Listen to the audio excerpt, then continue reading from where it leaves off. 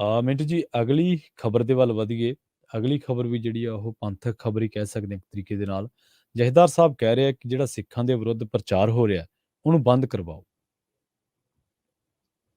ਜੀ ਦੇਖੋ, ਇਹ ਤਾਂ ਗੱਲ ਜਿਹੜੀ ਆ ਜਥੇਦਾਰ ਸਾਹਿਬ ਦੀ ਠੀਕ ਆ, ਦਰੁਸਤ ਆ ਕਿ ਇਹ ਪ੍ਰਚਾਰ ਜਿਹੜਾ ਉਹ ਬੰਦ ਕਰਨਾ ਚਾਹੀਦਾ। ਮਤਲਬ ਕਿ ਜਿਵੇਂ ਟਾਰਗੇਟ ਕਰਕੇ ਤੁਸੀਂ ਦੇਖਿਆ ਹੀ ਆ ਕਿ ਸੁਧੀਰ ਸੂਰੀ ਦੀ ਮੌਤ ਤੋਂ ਬਾਅਦ ਬਹੁਤ ਹੱਦ ਤੱਕ ਕਮਿਊਨਿਟੀ ਨੂੰ ਟਾਰਗੇਟ ਕੀਤਾ ਗਿਆ। ਇਹਦੇ ਚ ਕੋਈ ਸ਼ੱਕ ਨਹੀਂ, ਕੋਈ ਦੋ ਰਾਏ ਨਹੀਂ ਹੈ ਕਿ ਸਾਰੇ ਮਸਲਾ ਤੇ ਇੱਥੋਂ ਹੀ ਖਰਾਬ ਹੋ ਜਾਂਦਾ ਨਾ, ਜਦੋਂ ਸਾਰੇ ਧਰਮ ਨੂੰ ਹੀ ਨਿੰਦਣ ਲੱਗ ਪੈਂਦੇ ਆ ਜੀ, ਉਹ ਭਾਵੇਂ ਕੋਈ ਵੀ ਆ। ਜਦੋਂ ਅਸੀਂ ਇਹ ਅੰਨੀ ਨਿੰਦਿਆ ਕਰਨ ਡੈ ਪੈਂਦੇ ਆ ਫਿਰ ਉੱਥੇ ਹੀ ਕਹਾਣੀ ਖਰਾਬ ਹੋ ਜਾਂਦੀ ਹੈ। ਤਾਂ ਇਹਨਾਂ ਦੇ ਕੁਝ ਹੈਗੇ ਸੀਗੇ ਹੋਸ਼ੇ ਬੰਦੇ, ਉਹਨਾਂ ਨੇ ਕੁਝ ਸਟੇਟਮੈਂਟਾਂ ਦਿੱਤੀਆਂ, ਫਿਰ ਉਹ ਬਾਅਦ ਚ ਮਾਫੀ ਵੀ ਮੰਗਿਆ, ਜਿਹੜਾ ਕਹਿੰਦਾ ਹੈਗਾ ਕਿ ਸਰਦਾਰਾਂ ਨੂੰ ਕੱਲੇ ਕੱਲੇ ਨੂੰ ਵੱਢੂੰਗਾ, ਘਰੋਂ ਕੱਢ ਕੇ ਲਿਆਉਂਗਾ ਵਗੈਰਾ ਵਗੈਰਾ, ਜੋ ਗੱਲਾਂ ਬਕਵਾਸ ਕੀਤਾ। ਉੱਤੇ ਬਾਅਦ ਦੇਖੋ ਜੋ ਜਥੇਦਾਰ ਜੀ ਕਹਿ ਰਹੇ ਨੇ, ਉਹ ਇਹ ਕਹਿ ਰਹੇ ਆ ਕਿ ਸਿੱਖਾਂ ਦੇ ਖਿਲਾਫ ਪ੍ਰਚਾਰ ਸ਼ੁਰੂ ਕੀਤਾ ਗਿਆ ਹੈ ਜੀ।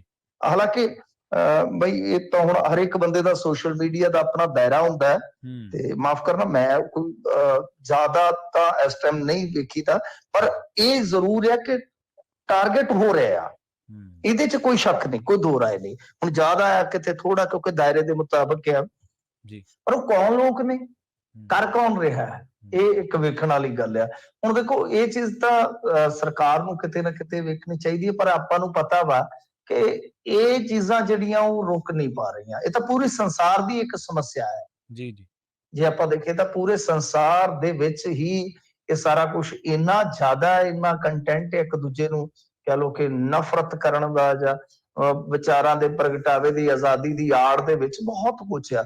ਤਾਂ ਜਥੇਦਾਰ ਜੀ ਨੇ ਮੰਗ ਕੀਤੀ ਹੈ, ਮੰਗ ਨਹੀਂ ਕਹਿ ਸਕਦੇ ਆਪਾਂ, ਜਾਂ ਕਹਿ ਸਕਦੇ ਹਾਂ ਕਿ ਤਾਕੀਦ ਕੀਤੀ ਹੈ ਕਿ ਬਈ ਫਿਰ ਇਹਦੇ ਸਿੱਟੇ ਜਿਹੜੇ ਆ ਉਹ ਗਲਤ ਹੋ ਸਕਦੇ ਆ, ਸੋ ਇਹਨਾਂ ਚੀਜ਼ਾਂ ਨੂੰ ਨੱਥ ਪਾਓ। ਤਾਂ ਇਹਨਾਂ ਨੂੰ ਚਾਹੀਦਾ ਜੀ, ਜਿਹੜੇ ਲੋਕ ਇਸ ਤਰ੍ਹਾਂ ਕਰਦੇ ਆ ਉਹਨਾਂ ਨੂੰ ਚਾਹੀਦਾ ਕਿ ਅਕਲ ਨੂੰ ਹੱਥ ਮਾਰਨ। ਕੋਈ ਵੀ ਕਮਿਊਨਿਟੀ ਮਾੜੀ ਨਹੀਂ ਹੁੰਦੀ, ਕੋਈ ਵੀ ਭਾਈਚਾਰਾ ਮਾੜਾ ਨਹੀਂ ਹੁੰਦਾ, ਕੋਈ ਵੀ ਮਜ਼ਹਬ ਸਾਰਾ ਮਾੜਾ ਨਹੀਂ ਹੁੰਦਾ। ਚੰਦ ਬੰਦੇ ਹੁੰਦੇ ਨੇ, ਉਹ ਕਿਸੇ ਧਰਮ ਚ ਵੀ ਹੋ ਸਕਦੇ ਆ। ਤਾਂ ਜਿਹੜੇ ਬੰਦੇ ਨੇ ਕਤਲ ਕੀਤਾ ਉਹ ਬੰਦਾ ਫੜਿਆ ਗਿਆ, ਕਾਨੂੰਨ ਦੇ ਮੁਤਾਬਕ ਤੁਸੀਂ ਉਹਦਾ ਟ੍ਰਾਇਲ ਕਰੋ। ਐਵੇਂ ਕਿਸੇ ਨੂੰ ਟਾਰਗੇਟ ਕਰਨ ਦਾ ਕੀ ਫਾਇਦਾ ਹੈ ਜੀ?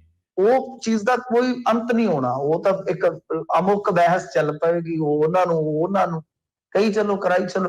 ਤਾਂ ਇਹ ਇੱਥੋਂ ਤੱਕ ਮਾਮਲਾ ਗਿਆ ਹੀ ਅੱਗੇ ਇਸੇ ਕਰਕੇ ਹੈ ਨਾ, ਜਦੋਂ ਕੁਝ ਬੰਦਿਆਂ ਨੇ ਹੱਦ ਦਰਜੇ ਤੇ ਰੈਡੀਕਲ ਹੋ ਕੇ ਜਦੋਂ ਭਾਈਚਾਰੇ ਦੇ ਖਿਲਾਫ, ਧੀਆਂ ਭੈਣਾਂ ਦੇ ਖਿਲਾਫ ਬੋਲਣਾ ਸਟਾਰਟ ਕੀਤਾ ਤੇ ਨੌਬਤ ਇੱਥੋਂ ਤੱਕ ਪਹੁੰਚੀ। ਚਲੋ ਨਹੀਂ ਪਹੁੰਚਣੀ ਚਾਹੀਦੀ। ਤੇ ਉਹ ਗੱਲ ਇਹ ਆ ਕਿ ਕਈ ਵਾਰ ਕੀ ਹੁੰਦਾ ਹੈ ਕਿ ਅੱਗੋਂ ਵੀ ਫਿਰ ਕੋਈ ਬੰਦਾ ਜਿਹੜਾ ਉਹੋ ਜਿਹਾ ਹੋ ਜਾਂਦਾ, ਉਹਨੂੰ ਕਿਉਂਕਿ ਉਹਦੇ ਨਾਲ ਨਫ਼ਰਤ ਹੁੰਦੀ ਹੈ, ਘਿਰਣਾ ਹੁੰਦੀ ਹੈ। ਇਹਨਾਂ ਚੀਜ਼ਾਂ ਚੋਂ ਨਿਕਲਣਾ ਕੀ ਹੈ? ਕੁਛ ਵੀ ਨਹੀਂ ਨਿਕਲਣਾ।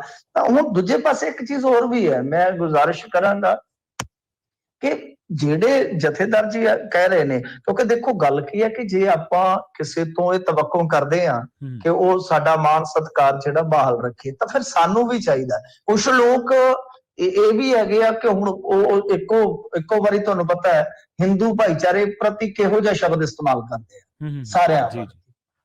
ਸਾਰਿਆਂ ਪ੍ਰਤੀ। ਤਾਂ ਐਸਾ ਇਹਨਾਂ ਨੂੰ ਵੀ ਵਰਜਣਾ ਚਾਹੀਦਾ ਕਿ ਬਾਈ ਕਿਸੇ ਦੇ ਤੁਸੀਂ ਧਰਮ ਦੇ ਖਿਲਾਫ ਏਦਾਂ ਨਾ ਕਰੋ। ਹਾਂ ਠੀਕ ਹੈ, ਕੁਝ ਬੰਦੇ ਮਾੜੇ ਨੇ, ਉਹਨਾਂ ਨੂੰ ਮਾੜੇ ਕਹੋ ਗਿਣ ਕੇ, ਫਿਰ ਚਿੱਤ ਤਿਉਹਾਰ ਤੇ ਲਾ ਕੇ ਇੱਕ ਦੂਜੇ ਨੂੰ ਗੱਲਾਂ ਕਹਿਣੀਆਂ, ਇਹ ਸਾਰੀਆਂ ਚੀਜ਼ਾਂ ਤੋਂ ਵਰਜਣਾ ਚਾਹੀਦਾ ਤਾਂ ਕਿ ਕੁੜੱਤਣ ਜਿਹੜੀ ਹੈ, ਕਸ਼ੀਦਗੀ ਜਿਹੜੀ ਹੈ ਉਹ ਨਾ ਫੈਲੇ। ਕਿਉਂਕਿ ਅੱਜ ਤਾਂ ਦੇਖੋ ਲੋਕ ਸਿਆਣੇ ਨੇ, ਪੰਜਾਬ ਦੇ ਕੋਈ ਏਡਾ ਉਹੋ ਜਿਹਾ ਨਹੀਂ ਹੈਗਾ ਸਾਡੇ ਇੱਥੇ, ਪਰ ਕੱਲ ਨੂੰ ਖੁਦਾ ਨਾ ਖਾਸਤਾ ਕਹਾਣੀ ਕਿਸੇ ਦੂਸਰੇ ਪਾਸੇ ਤੁਰ ਪਵੇ ਤੇ ਉਹਦੇ ਲਈ ਇਹ ਆ ਕਿ ਜਿਹੜੇ ਧਰਮਾਂ ਦੇ ਆਗੂ ਨੇ, ਚਾਹੇ ਉਹ ਕਿਸੇ ਵੀ ਧਰਮ ਦਾ, ਤਾਂ ਉਹਨਾਂ ਨੂੰ ਆਪੋ ਆਪਣੇ ਧਰਮ ਦੇ ਵਿੱਚ ਜਿਹੜੇ ਲੋਕ ਨੇ ਉਹਨਾਂ ਨੂੰ ਸਮਝਾਉਣਾ ਚਾਹੀਦਾ। ਇਹ ਵੇਲਾ ਹੈ ਕਿ ਸਾਰੇ ਅੱਗੇ ਆਉਣ, ਕਿਉਂਕਿ ਗੱਲ ਇਹ ਆ ਕਿ ਦੇਖੋ ਸੁਧੀਰ ਸੂਰੀ ਹੋਰਾਂ ਨੇ ਕੀ ਕੀਤਾ ਕਿ ਹੁਣ ਗੱਲ ਇਹ ਆ ਕਿ ਵਿਚਾਰਾਂ ਦਾ ਵਖਰੇਵਾ ਹੁੰਦਾ ਸਾਰੇ। ਜੇ ਤੁਸੀਂ ਦੇਖੋਗੇ ਤਾਂ ਸਿੱਖ ਖਾਲਿਸਤਾਨ ਦੇ ਪੱਖ ਚ ਵੀ ਹੈ ਨਹੀਂਗੇ, ਤੇ ਸਾਰੇ ਹਿੰਦੂ ਵੀ ਸੂਰੀ ਹੋਰਾਂ ਦੇ ਨਾਲ ਨਹੀਂ ਸੀ ਖਲੋਤੇ ਜੀ ਜੀ।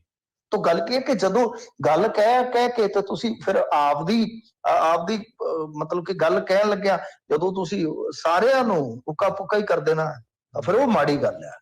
ਇਸ ਕਰਕੇ ਜੋ ਜਥੇਦਾਰ ਜੀ ਨੇ ਕਿਹਾ ਠੀਕ ਆ, ਗੱਲ ਵਧੀਆ ਹੈ ਤੇ ਕਹਿਣਾ ਬਣਦਾ ਵੀ ਹੈ, ਪਰ ਸਾਰੇ ਧਾਰਮਿਕ ਆਗੂਆਂ ਨੂੰ ਰਲ ਮਿਲ ਕੇ ਇਹ ਜਿਹੜੀ ਥੋੜੀ ਬਹੁਤੀ ਹੈ ਇਸ ਵੇਲੇ ਕਸ਼ੀਦਗੀ, ਇਹਨੂੰ ਦੂਰ ਕਰਨ ਦੇ ਉਪਰਾਲੇ ਕਰਨੇ ਚਾਹੀਦੇ ਆ। ਪੰਜਾਬ ਇੱਥੇ ਹੀ ਰਹਿਣਾ, ਪੰਜਾਬੀਆਂ ਨੇ ਵੀ ਇੱਥੇ ਰਹਿਣਾ, ਤਾਂ ਕਿ ਅਗਾਂਹ ਤੋਂ ਕੋਈ ਇਸ ਤਰ੍ਹਾਂ ਦੀ ਘਟਨਾ ਨਾ ਵਾਪਰੇ।